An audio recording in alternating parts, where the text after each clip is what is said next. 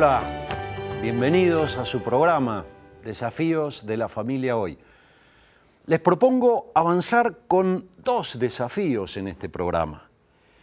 El desafío de generar las circunstancias y los cambios necesarios para que haya más presencia del padre y de la madre en la familia con sus formas de vivir la autoridad y la calidez afectivas propias de cada sexo. Esto es clave para la salud personal, para la salud social, para la maduración humana óptima. Tengo para desarrollar este tema una entrevista con una profesional con gran experiencia en esta temática que ha desarrollado muchos proyectos de investigación que compartirá con ustedes.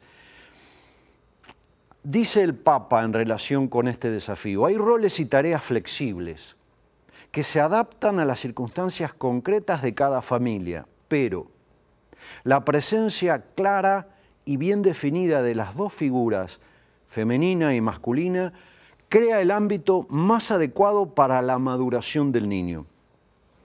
A veces en el pasado reinaba el autoritarismo, en ciertos casos nada menos que el maltrato, pero como sucede con frecuencia, se pasa de un extremo a otro. El problema de nuestros días no parece ser ya tanto la presencia entrometida del padre, sino más bien su ausencia. Punto 176.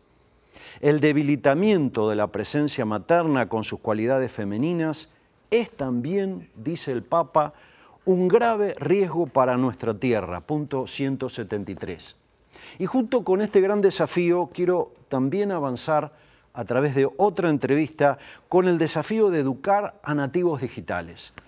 Tenemos que conocer a nuestros hijos y ellos son parte de una cultura en la cual Internet, lo virtual, forma parte de su diversión, de sus maneras de comunicarse, de sus maneras de informarse, de educarse. Luego dice el Papa en relación con este punto: la presencia paterna y materna y por lo tanto su autoridad se ve afectada por el tiempo cada vez mayor que se dedica a los medios de comunicación y a la tecnología de la distracción. Punto 176. Dos desafíos interesantes. Vamos a las entrevistas.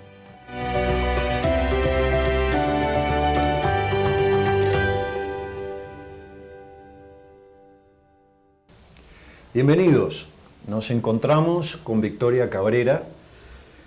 Victoria Cabrera es coordinadora de investigación del Instituto para la Familia de la Universidad de La Sabana, es psicóloga, especialista en educación por esa misma universidad y en asesoría familiar, y es magíster en psicología de investigación.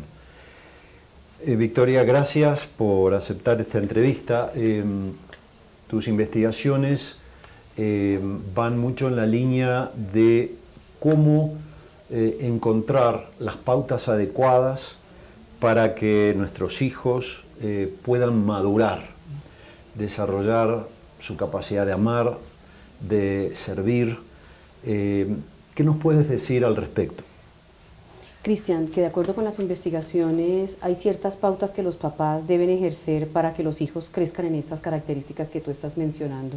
El papel de los papás, del papá y de la mamá, ambos son supremamente importantes en esta formación, y entre esas prácticas implica la supervisión parental, estar pendiente de los hijos, a dónde van después del colegio, de la universidad, en qué se gastan la plata, estar pendiente de sus actividades, de quiénes son sus amigos, pero al mismo tiempo y por otro lado también apoyarlos en las distintas circunstancias y los proyectos que ellos quieran emprender.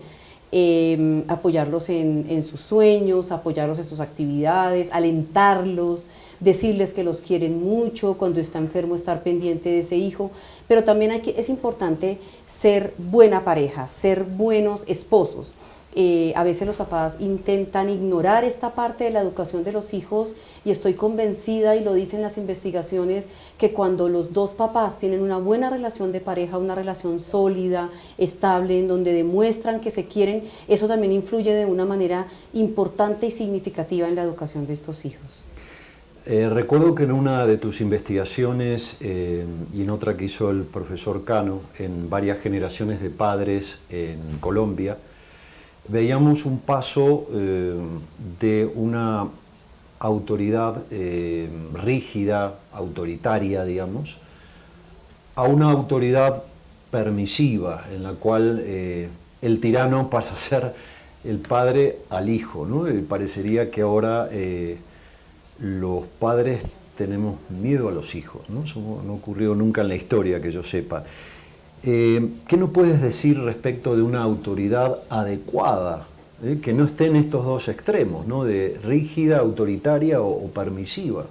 Sí, en ese orden de ideas de lo que tú estás hablando, antes los hijos le tenían miedo a los papás, había un referente y para ese hijo, ese referente parental era muy importante, incluso no llevaban a hacer acciones delictivas o moralmente inadecuadas porque ¿qué diría mi papá? ¿Qué diría mi mamá? ¿No? Entonces, eso es bien importante tenerlo en cuenta, pero hoy en día, como tú lo dices, los papás son los que le tienen miedo a los hijos y ninguno de los dos extremos es adecuado, es pertinente. Entonces hay que buscar que los papás exijan buenos comportamientos a sus hijos, que no les permitan un comportamiento negativo, que respeten las normas, que cumplan con su deber, que estén pendientes de sus actividades y de sus deberes y en esa medida combinar esa exigencia, ese control que los hijos deben a los papás con alta dosis de apoyo, de cariño y de afecto.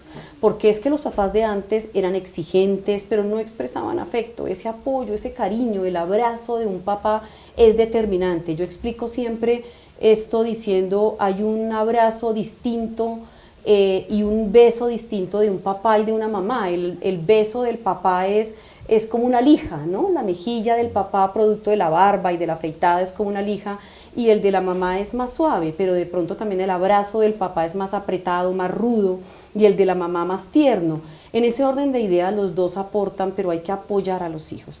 Pero que los hijos sientan ese balance, ¿no? En donde mi papá y mi mamá me exigen mucho, me exigen con las tareas, con el buen comportamiento, me exigen un respeto hacia mis superiores, pero al mismo tiempo me apoyan, me dicen palabras de aliento y es una tarea de todos los días, ¿no? Saber combinar la dosis exacta entre una dimensión que es el apoyo y el afecto y el cariño y otra la exigencia, el control, el no permitir comportamientos inadecuados.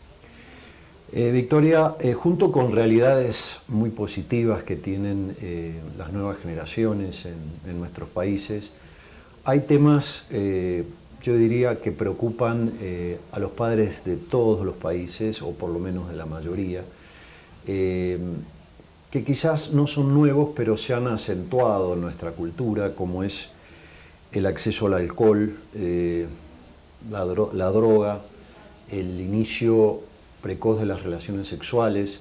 Yo sé que tú has hecho una investigación muy importante en Colombia sobre la conducta de los jóvenes.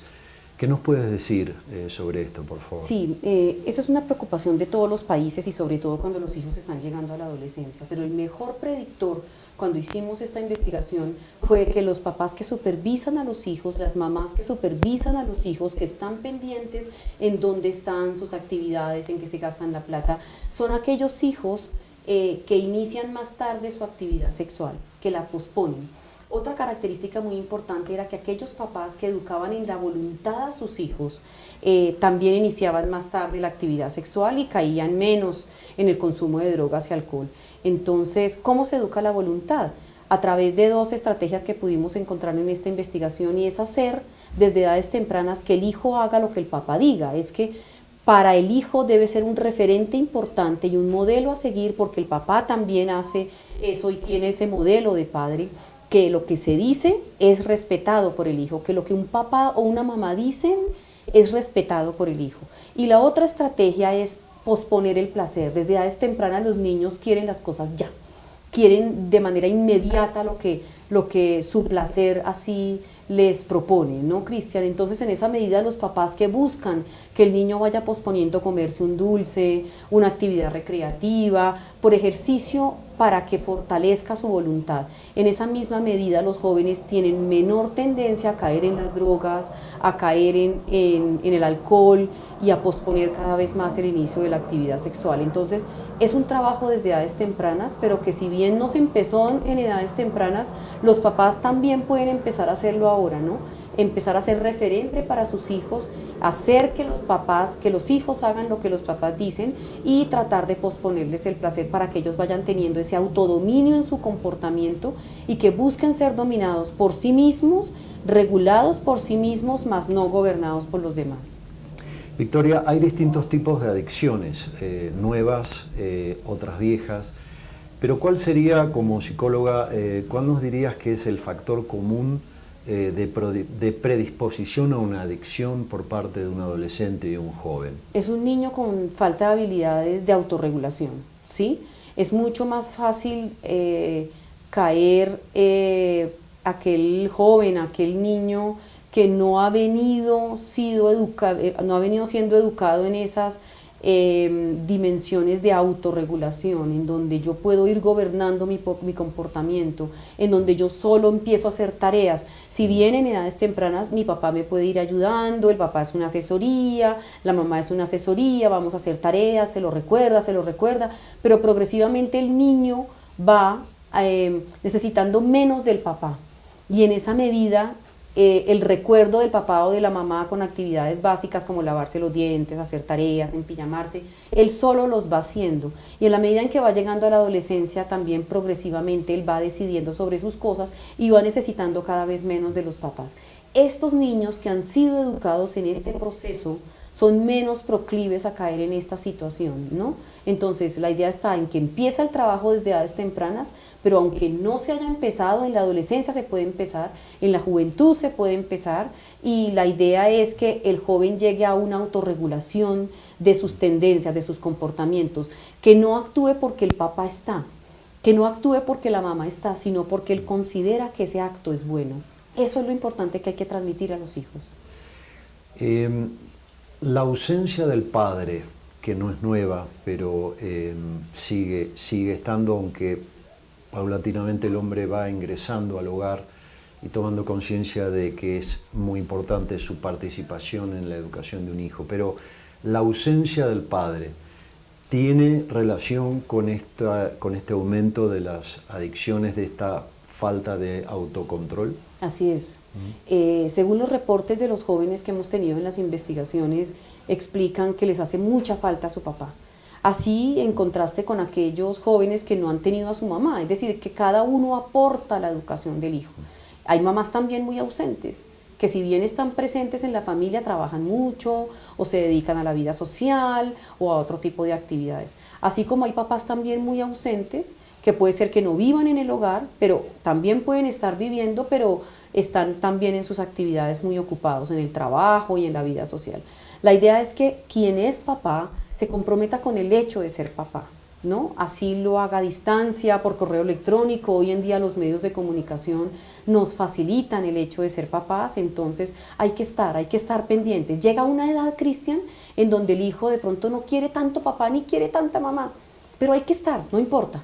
Ellos después, de otra manera, de pronto más distantes en unas actividades, pero siempre presentes. Los jóvenes siempre reclaman a sus papás, sobre todo su apoyo y su afecto.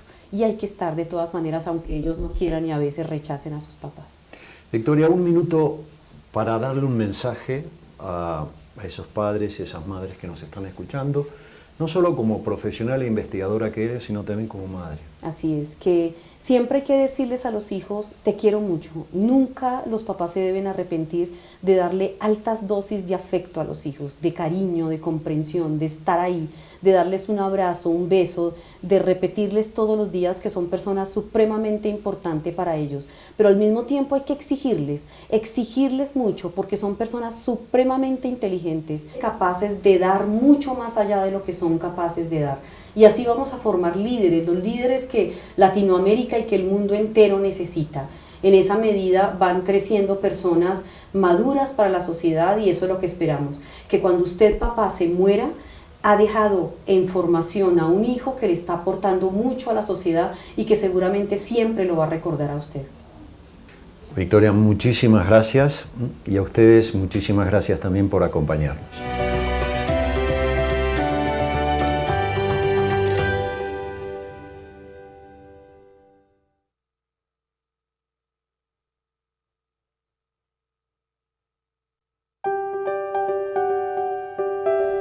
Bienvenidos. Me encuentro con Juan Camilo Díaz Borges. Juan Camilo es comunicador social y periodista, es magíster en Educación y Desarrollo Humano, ha hecho un diplomado en familia con estudios en Italia y en Argentina en análisis de medios y cultura mediática. Ha sido director de comunicaciones de la Conferencia Episcopal Colombiana y ha coordinado en el área de comunicación la visita del Santo Padre Francisco a Colombia. Juan Camilo, bienvenido. Y quisiera hacerte una primera pregunta en relación con algo que tienes vasta experiencia. Existe una estrecha relación entre los niños y adolescentes con la tecnología. ¿Qué nos puedes decir de esto?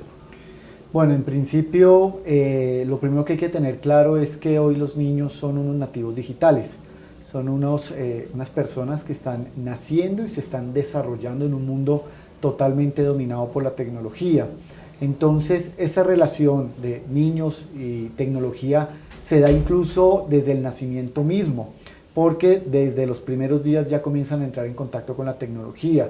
Hoy es usual que los padres de familia, para mantener a los niños ocupados, distraídos, para que no molesten, para que estén haciendo algo mientras nosotros los adultos seguimos en tareas, a veces en casa, extensas del trabajo, pues ya no les estamos ni leyendo, ni abrazando, tal vez no estamos compartiendo tiempo con ellos, sino les estamos dando una tableta, un celular, le estamos dando esta especie de niñeras electrónicas, de biberones digitales, lo que hace que los niños desde muy chicos comiencen a relacionarse con la tecnología. Incluso hoy se podría hablar que la relación con la tecnología indirectamente comienza antes de nacer. La edad promedio en la cual los seres humanos están comenzando a aparecer en una red social como Facebook es a los 3 meses de gestación, que es la primera ecografía y que los padres publican en sus propias redes. Y hoy casi todo lo que los niños comienzan a hacer desde que nacen está siendo documentado y publicado en internet. Entonces, tal vez estamos siendo testigos de la primera generación de seres humanos cuya vida está totalmente documentada en línea, y como padres de familia debemos tener claro ese panorama y saber qué consecuencias traerá eso a futuro. Sin duda que la tecnología es un medio y que bien usado puede ser tremendamente positivo aún para la vida familiar. Mi experiencia es que tengo 2 hijos viviendo en Argentina, 2 fuera de Argentina, en Estados Unidos y Canadá. Y la experiencia, reitero, es que muchas veces la tecnología nos acerca a los que están lejos, pero también nos aleja a los que están cerca. ¿Cuáles serían, de acuerdo a tu experiencia y a tus estudios, los riesgos de un uso irresponsable de la tecnología? Bien, aquí habría que comenzar a definir primero si la tecnología es buena o mala, y no es ni buena ni mala. Todo depende del uso que cada persona le dé. Si hay un uso responsable, si hay un uso constructivo, seguro de lo digital, pues bienvenido. La tecnología ha traído muchísimos beneficios, comunicación, información, interacción, democratización. Ha traído una serie de cosas que a toda la humanidad nos ha beneficiado. Sin embargo, cuando no hay normas, cuando no existe un control y se cree que por estar ahí todos debemos tener acceso, especialmente los niños, es cuando se comienzan a generar los primeros riesgos. Cuando no hay un manejo adecuado de la tecnología, los niños pueden crear temas de sedentarismo, obesidad, una confusión entre la realidad y la ficción. Además de eso, un poco de asociabilidad, dejan los amigos de lado, pasan mucho tiempo, por ejemplo, en una plataforma de videojuegos. Hoy los indicadores en un país como en Colombia es que un niño colombiano pasa en promedio 4 horas al día viendo televisión, solo televisión, y pasa 2 horas jugando videojuegos, promedio que se sube el fin de semana, cuando los estudios indican que juegan promedio 8 horas frente a una consola de videojuegos, jugando fútbol o matando gente en estos videojuegos tan violentos que existen hoy día. Entonces, así como pueden haber unos beneficios, hay unos riesgos, y eso que, digamos, habría que entrar al detalle de esos riesgos que existen en Internet, como por ejemplo la pornografía infantil en línea, el sexting, el grooming, el ciberacoso, la nomofobia, el pubbing, el phishing, una cantidad de fenómenos que se vienen presentando, porque, insisto, el problema aquí no es la tecnología. El problema es que creemos que como padres de familia, el solo hecho de darles una tableta, un dispositivo móvil de cualquier tipo, con acceso a internet, ya de alguna manera suplo mis deficiencias en tiempo, en cariño, en el rol paternal y maternal que debo cumplir en casa. Entonces, creo que como padres de familia debemos estar alertas a que bienvenida la tecnología, bienvenido todas estas plataformas, pero de una manera responsable y segura y especialmente mediando y orientando adecuadamente a los niños. Juan Camilo, si tuvieras que concretar 4 virtudes para un uso sensato y responsable de la tecnología, ¿cuáles serían? Esa primera virtud sería la prudencia. ¿Por qué la prudencia? Porque hoy estamos en la era de los prosumidores, es decir, hoy estamos en la era en la cual cualquier ser humano y especialmente los niños y adolescentes producen y consumen contenido en línea permanentemente. Entonces, esa primera, digamos, virtud sería la virtud de la prudencia, de ser muy prudentes, muy cautos antes de ir a publicar cualquier información propia, personal o de un tercero. Descartes, el famoso filósofo, decía: pienso, luego existo. Hoy, en el mundo de hoy, debemos aplicar una máxima que diga: pienso, luego publico. Porque, primero, debo tener en cuenta que una vez yo publico algo en internet, es público y universal. Cualquiera de los más de 4.800 millones de usuarios lo puede ver. Segundo, que una vez yo publico la información, cualquier persona la puede compartir, guardar, y eso hace que yo pierda el control de la información. Yo no sé a dónde podría parar la información. Y tercero, al perder el control de la información, esa información se vuelve prácticamente imborrable, y eso puede traer unas consecuencias muy graves. Una segunda virtud sería la virtud de la justicia, es decir, de ser muy justo y ser muy equilibrado en el tipo de información que publico, que comparto, y especialmente cuando eso puede afectar a un tercero. Una tercera virtud es la virtud también de la disciplina. ¿Qué significa esto? Disciplina y gobierno de sí mismo. ¿Y a qué me refiero con esto? Me refiero a que es necesario que, si bien estamos en un mundo lleno de tecnología, bombardeados permanentemente de información, en donde estamos sobreinformados, de alguna manera infoxicados, es necesario también que abramos espacios en el cual nos desconectemos. Y ahí sí quiero hacerle un llamado a los padres de familia para decirles: al momento de llegar a casa, de comer en un restaurante, de estar en tiempo de familia, hay que desconectarse, hay que generar una especie de parqueaderos de los celulares o de las tabletas y lograr pasar tiempo que jamás va a regresar, que es irreemplazable, con nuestra familia, con nuestros hijos, con nuestra esposa, con nuestro esposo, y no dedicarle todo el tiempo a la tecnología. Y una cuarta recomendación o una cuarta virtud, que sería muy bueno esto, sería el de en este caso utilizaría la templanza, en el sentido de siempre ser muy medido en lo que publico, en los tiempos que ando conectado, y especialmente aprender a manejar esto de manera segura para mí y para otros. Juan Camilo, en un minuto, que es lo que nos queda, ¿qué mensaje le darías a padres de nativos digitales, como tú decías? Es decir, a quienes tenemos el desafío de educar siendo nosotros inmigrantes digitales. ¿Qué le dirías? Les diría que bienvenida a la tecnología, que podemos apoyarnos en ella, que si bien hay unos beneficios, hay unos riesgos, y que la misma tecnología nos ofrece los mecanismos para prevenir esos riesgos. Pero no existe la tecnología, y estoy seguro que no va a existir ninguna tecnología que reemplace ni los valores, ni las virtudes humanas, ni el tiempo en familia, ni la solidaridad por el otro, ni el amor, ni la sensibilidad por la naturaleza. Creo que esos son aspectos que debemos desde la familia trabajar mucho más fuerte.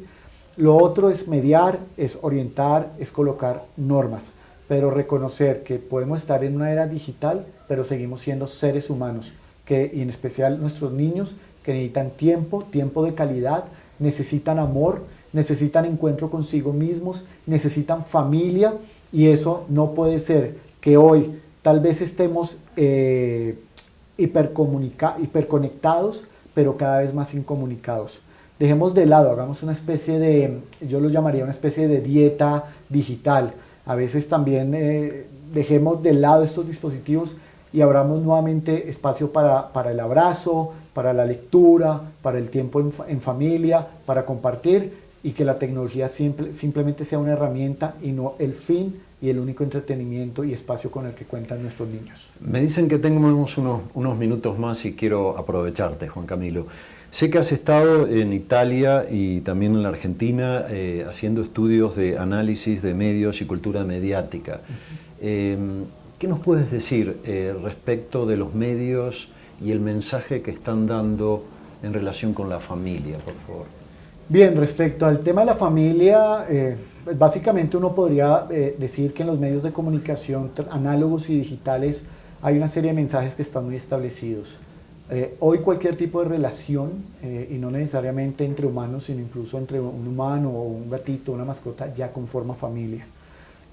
Lo otro, a nuestros niños y adolescentes les están enviando un mensaje muy fuerte que dice primero sexo y después amor. Lo tercero es un mensaje muy fuerte en donde la sexualidad no parte desde la afectividad y el respeto del cuerpo propio y ajeno, sino parte únicamente desde lo genital. A las mamás o a las mujeres les están enviando un mensaje muy fuerte en donde tener un hijo es un problema y en donde existen otras cosas como el consumismo, el materialismo, el alcohol, el sexo fácil, que suplen y llenan y son la verdadera felicidad. Entonces les hago una invitación para que seamos cada vez mucho más críticos de esta cultura mediática, una cultura que pues se mueve al ritmo de lo que les genere rating y mayores ventas. Seamos mucho más juiciosos en los contenidos, no todo es apto para todo el público, no dejemos a nuestros niños solos frente a las pantallas. Una recomendación que hacemos todos los expertos que trabajamos estos temas es: chao, adiós televisores de las habitaciones de los niños, adiós computadores y tabletas de los computadores de los niños, reunámonos en familia, veamos, miremos qué está pasando en el entorno mediático y orientemos, formemos, alfabeticemos audiovisual y digitalmente para que, a pesar de recibir esos mensajes, haya una formación en valores, una formación en principios. Eso nadie se lo puede robar a la familia. Juan Camilo, muchísimas gracias otra vez y a ustedes también gracias por acompañarnos. Nos vemos en nuestro próximo encuentro.